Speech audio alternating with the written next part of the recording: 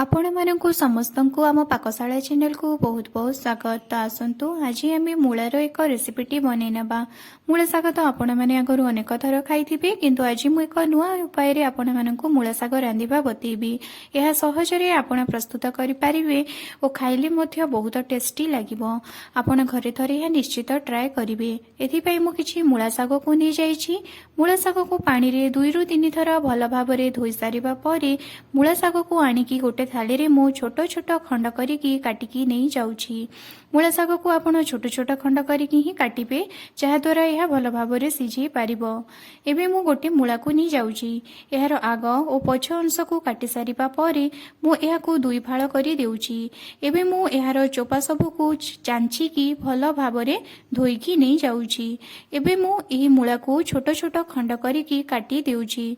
मूला सब को मु छोट छोट खंड करिकी काटि देइछि ओ एथिरे मु गोटे मूलार यूज करूछि। एबे आमे गोटे मसला पेस्ट प्रस्तुत करिनबा। एथिपाई मु किछि रसुण ता सहित टिके अदा पियाज सोरिष जीरा एवं धनिया को नेकी सेथिरे टिके पानी देकी यार एक पेस्ट प्रस्तुत करी नेछि। एबे आमे गोटे कड़ाई गरम करबा सेथिरे किछि तेल दे देबा और गोटे लंका को एथिरे पकई देबा। ता सहित मु जो काटिकी रखिथिली मूला शाग और मूला को पकई देउछि और मूला शाग मूला को भल भाबरे भाजिकी नेउछि। आपण ध्यान रखिबे गैस रो फ्लेम को एही समय रे लो रखिबे और कड़ाई उपरे आदो ढांकुणी देबे नाही जहा द्वारा मूला शाग धीरे धीरे पानी छाड़िबो। मूला शाग भल भाबरे भाजी हुई गला परे एहार पानी मरी जाइथिबो। सेही समय रे आपण शेष को एहा उपरे टिके लूण देबे और एहाकू भल भाबरे 2 ରୁ 3 मिनिट पर्यंत आउ टिके भाजी नेबे। एबे आमे कड़ाई रे किछि तेल दे देबा और सेथिरे जो बाटिकी रखिथिबा मसला को पकई देबा। एबे आमे मसला रे स्वाद अनुसार लूण दे देबा। आपण लूण मसला और मूला शाग को देखिकी देबे।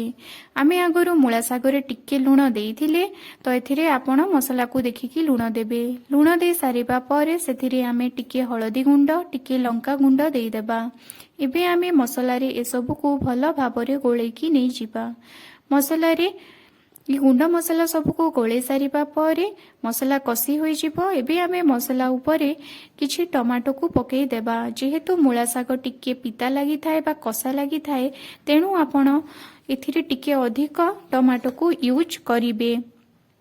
टमाटो को मसला रे पकई सारिबा परे यहाकू आमे सिझिबा पई छाड़ी देबा जहा द्वारा कि यह भल भाबरे तरली जिवो। टमाटो भल भाबरे तरली गला परे मसला को आमे कसी नेबा। एबे ता उपरे आमे मूला शाग जो भाजी की रखिथिबा ताकू पकई देबा। मूला शाग को मसला उपरे पकेकी आमे भल भाबरे गोळेकी नै जिबा और यहाकू 2 मिनिट पर्यंत एमिति खोला रखिकी ही कसिबा जहा द्वारा कि यह भल भाबरे मसला रे गोळेई होई जिवो। आपण यहाकू अधिक गोळेबे नाही नहेले यह आउ टिके पिता मध्य लागि पारे। भल भाबरे कसी हेला परे हमर मूला शाग होई गलानी।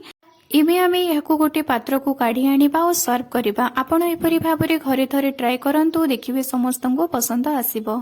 यह देह पई मध्ये बहुत भलो और सहजरे एभली भाबरे रांधिले यह प्रस्तुत होई जिवो।